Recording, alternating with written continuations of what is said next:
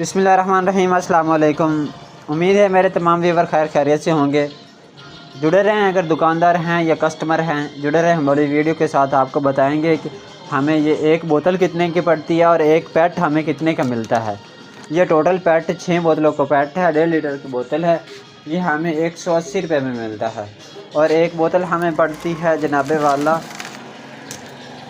1.5 litre की बोतल हमें पड़ रही है 30 रुपये की।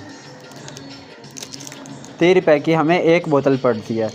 और सेल वो रेगुलर रूटीन में जो मार्केट में हमारे सेल हो रही है 50-60 रुपये की इजीली सेल हो जाती है। तो आपके इलाके में कितने की सेल हो रही है या आप अपने इलाके से कितने की ख़रीद रहे हैं, आप कमेंट सेक्शन में ज़रूर बताइएगा।